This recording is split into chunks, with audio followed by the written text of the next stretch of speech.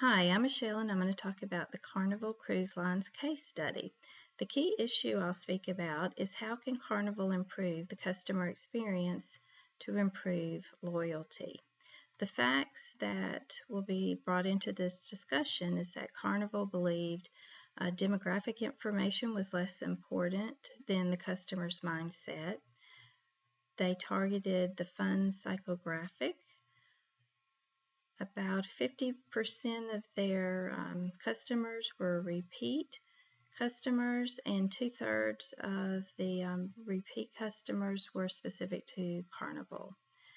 Complaints were logged into a customer response system that was available by multiple departments, and Dial for Dollars was a program used to encourage guests to report complaints. In looking at how to improve loyalty, three different alternatives were identified. The first is analyze customer demographics in detail. This will provide additional information about the consumer, and to date, Carnival has chosen not to look at that, but there are some potential advantages, and just understanding your customer better, you can tailor your products to meet their needs. While Carnival believes that the data that they analyze provides the full picture, they also want to increase their loyalty and improve profitability, and by understanding demographics, it is possible to achieve more insight in how to do that. The second alternative is to adopt an outside-in approach for developing IT strategy. Our textbook talks about how to do that, and when you look at your core products and the people that are on what they call the front line, which has the most interaction with the customers, this is one approach that could add value to the planning process. And it kind of leads into the third alternative, where the sell and sign program, where you use like a little credit card like they do in the casinos to keep up with what's going on with the consumer and their charges. You could extend that program to become a mobile app and gather customer feedback real time throughout the cruise. And by having that information real time, certainly the staff on board of the cruise ships could have an insight to what's going on with the customer by using that real time feedback. So in looking at the three alternatives, each have some nice benefits, but the recommendation is to kind of change the way that they are planning or developing IT strategy, and that's really to support the explosion of internet and web applications. And by implementing the Sell and Sign program as a mobile app, we believe that a customer's information can be gathered real time and enables the Carnival staff to be able to improve loyalty by understanding their experiences and their needs and wants and desires, and reacting to that through business decisions. Although Carnival is the established leader in the cruising industry, they are continually trying to grow their customer base and expand into new markets. Larry Downs, an instructor at UC Berkeley, created the concept of three emerging forces that help to drive change in both industry and the economy via the use of technology. The three forces are digitalization, globalization, and deregulation. While Carnival has continually grown since its inception in the 1970s, the way in which the company makes use of technology has not kept pace. Carnival, to some degree, has made some progress with technology. However, it is clear that they still view IT as a tool for implementing change instead of considering it a driver of change. By clinging tightly to Porter's original Five Forces model, Carnival has not truly harnessed the potential of Down's emerging forces, and the company's lack of digitalization, using technology as a strategic tool to better analyze market competition, has yielded an IT infrastructure that is lagging behind its competitors. While some technical personnel within the organization see the benefits of expanding the role of IT within the organization, many in upper management at Carnival did not understand the business potential of the endeavor. The most efficient way for Carnival to catch up to its competitors is through the strategic acquisition of the competitors' key IT personnel. People are a valuable resource because they possess knowledge of processes that are not captured well in written procedures. Carnival would be acquiring personnel, They would essentially be acquiring innovative thinking. Simultaneously, the company would be reducing their competitors' advantages in the realm of IT integration. While the initial cost of bringing on new personnel may seem less than desirable in the short term, the long-term gains will prove to be well worth the effort. Because Carnival has held so tightly to an old competitive forces model, it would be useful for the company to hire a firm to conduct a comparative study of IT in Carnival's infrastructure versus the IT infrastructures of its competitors. A study conducted by a consulting firm gives an objective perspective and may discover new ways to increase market share. However, it will be the job of Carnival to evaluate the results of the study and determine what strategies, if any, can be integrated into the existing model. Hello, my name is John Chapman, and I'm going to be discussing the Carnival Cruise Lines case study that we took a look at for this project. Fact is, much of the Carnival Cruise Line management had been with the company since the 1970s. This has led to a bit of, I would call it, atrophy among senior management. They've become comfortable in their role, and they're not willing or able to innovate. They felt there wasn't any need to innovate, and so there was no management emphasis on owning the customer, owning that data, and there was no strategic relationship between the CIO and the VP for marketing and sales, and I think this led to a disconnect in terms of how IT was being applied to the various business processes. And so there was also no emphasis on repeat business, despite repeat business being more profitable, as they explained. So how can an increased understanding and emphasis on IT issues by senior management help drive profitability? And so I felt that there were three potential courses of actions that we could take or recommend to address this. And this is sort of going in, I guess, order of most radical to least radical. And so, the most radical option is to just go ahead, clean house, hire some new senior leadership, and one with an increased emphasis on IT and big data and how that can be used to improve business processes and drive profitability. Next course action would be to hire consultants, and they can be brought in to discuss the various, options for IT integration to improve those business processes and to ultimately improve the bottom line. And then the third potential course of action that I discussed is rather than IT having all the other business processes input into how IT is doing things, by having IT subject matter experts on the other steering committees, I think this would allow IT to be integrated more fully and in a more cohesive manner in those other business processes. And it could also potentially show where efficiencies maybe aren't being realized and how IT is being applied. So that just sort of puts that paradigm on its head. So let's talk about a little more analysis on these courses of actions. So that first one that I mentioned about hiring new IT leadership with a big data background. So the good thing about this is it would infuse senior leadership that, like I said, it is attributed. So it would infuse them with a new sense of, what IT can do for the overall business. And so this would drive change, and it would drive innovation. It would bring a new vision to the company. This would ultimately increase profitability because you'd understand the customer. You'd have better targeted marketing. And that's really probably just the tip of the iceberg in terms of overall benefits realized by bringing in new leadership. However, I'd be remiss if I didn't talk about the challenges with bringing in new leadership. So this is going to require dismissing some long-term employees, or it's going to require, at the very least, restructuring and maybe moving some of those long-term employees to other positions. There was some mention that when you've worked in a company like this for as long as they have, there's a tendency for it to be more like family.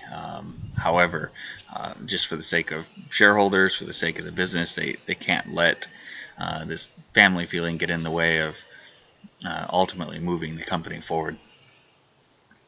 And so some of the other issues is by bringing in new leadership, it may take a long time to actually realize positive results because you're going to see a bit of shift in corporate culture. And what I liken that to is you have a very large ship going in the ocean, and you can slam the wheel all the way to one side, and it's not just gonna hook starboard or hook forward. It's going to take a little while for that ship to correct course, and it's going to be the same way with this large of a enterprise. You have a bit of institutional momentum anytime you have this large of any organization.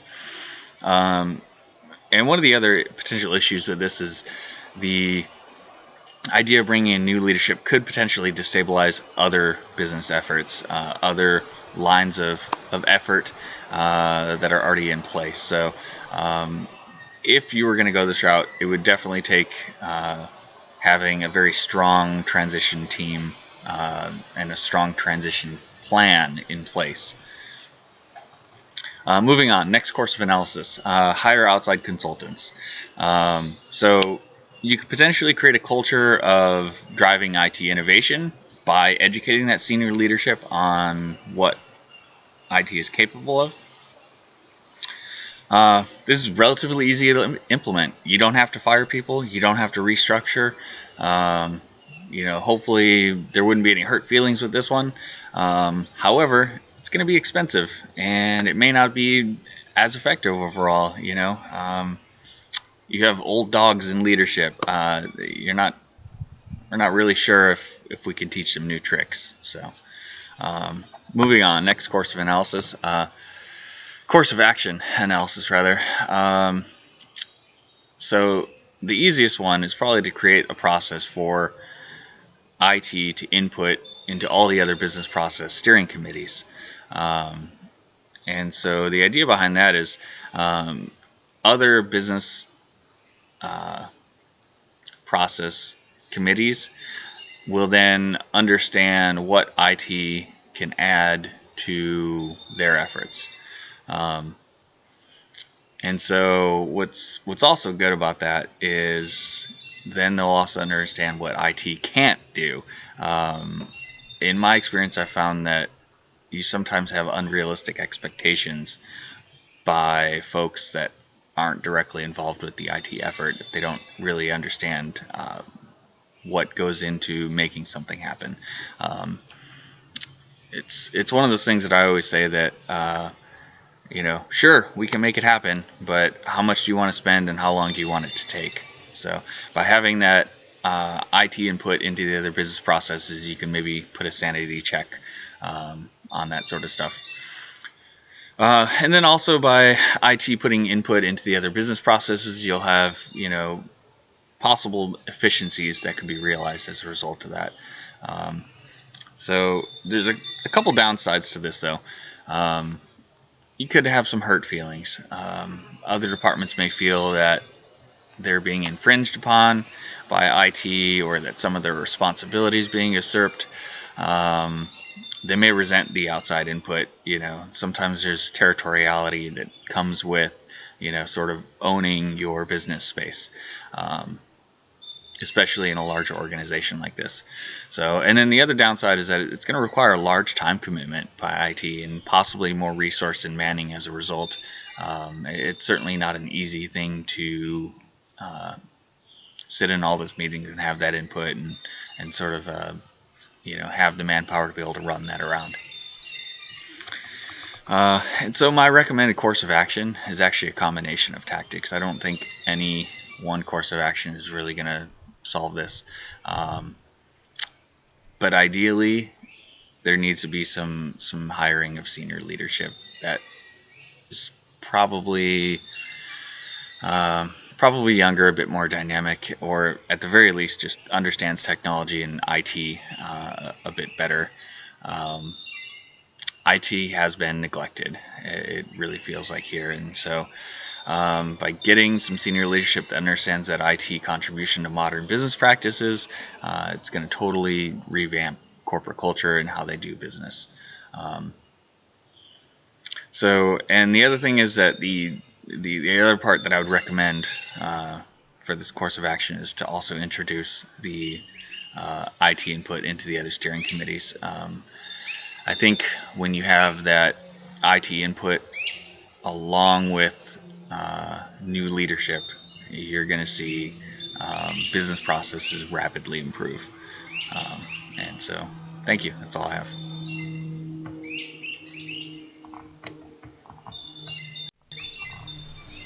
Hi, my name is Rosalind in McCullough, and I'm going to talk to you a little bit about Carnival Cruise Lines and how they are not using the information and the data that they already have to their best potential.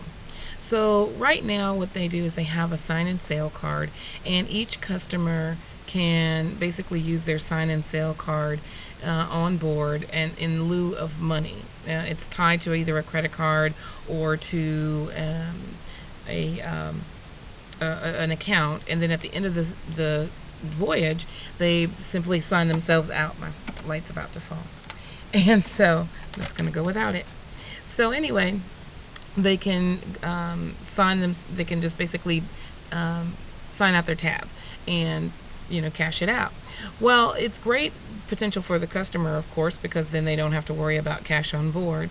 But the other thing that is really great about that is that Carnival could actually be collecting data, useful data that they could find new business opportunities with.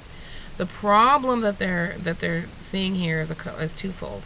One, they've been collecting all of this data, but without any real course of action for it. So they might not be collecting anything really worthwhile, but if they are even collecting something worthwhile, no one's doing anything with it.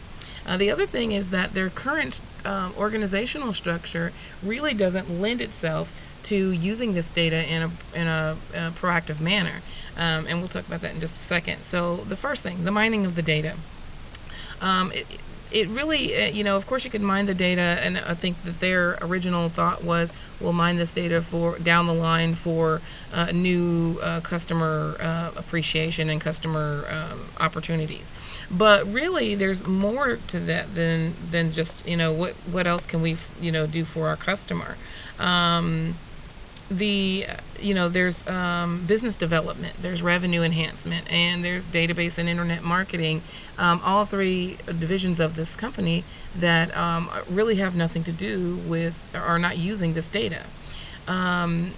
They also, the second thing is that their organizational structure is top-down organizational structure in their upper and middle management, and the problem with that is that there is a disconnect between the divisions. So, for example, the CIO is kind of in a sort of a standalone on his own, and he's got one division underneath him, whereas he has no direct influence over database and internet marketing, or over revenue enhancement, or over business development. So how do they fix this? How does Carnival capitalize on pre-acquired data to enhance business development, internet marketing, and revenue? Well, really what they could do is they could restructure their organization, adopt a more cross-functional team-based approach, and that allows marketing managers to interact on a daily basis, or on a weekly basis, or on a regular basis with those in charge of internet marketing, or in charge of internet and and sales and revenue enhancement and all these other divisions. Cross-functional teams also allow for diversity of thought. If there's only a marketing person in charge of what's going out for marketing, they may be missing the bigger picture if someone from another division says, "Hey, well, have you thought about this?" So there's another issue that they're really missing on that. Now, of course, there's going to be pushback. I mean, anytime that you, especially with a company that's like Carnival, where they've just done this, we've always done it this way kind of syndrome. However, that really can be alleviated by slow and steady changes within the organization, and also when business objectives are being met. These really, what's happening here is that the organization needs to really redefine itself around each division's responsibilities, what the business responsibilities are, versus just this particular business objective. Now, the data mining,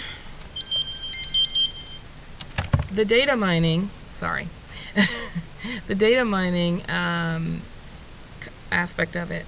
There's a potential for increased revenue by discovering new sources that have not really been thought of before.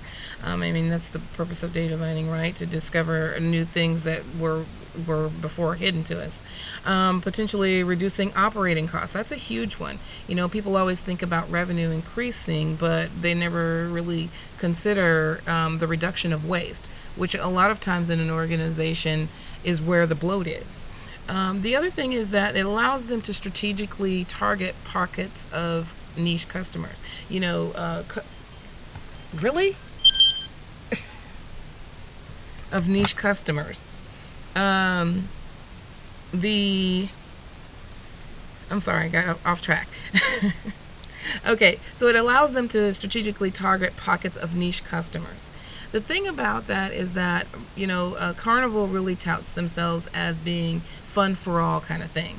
Well, that's all well and good, and that's a great slogan. However, if you're going to be strategic in your business, you really need to, even though you want to target all of these different, very diverse groups of people, you really need to do that strategically to get the best outcome. The last thing I wanted to talk about really quickly is that, of course, right now, like I said, what they're doing is casting this wide net, and let's see what we can drag in. They need to be more strategic in hitting those pockets. But this process of mining data and finding these things and is an iterative process. So basically what happens is that, or what should happen is that they mine this historical data that they've been collecting for all this time, find new streams of revenue, find hidden waste, find new niche customers, and that allows them to then redefine their processes and refine them, and then again and mine new data, and then go through and redefine again, and hopefully that will actually cause them to have a more profitable and sustainable company.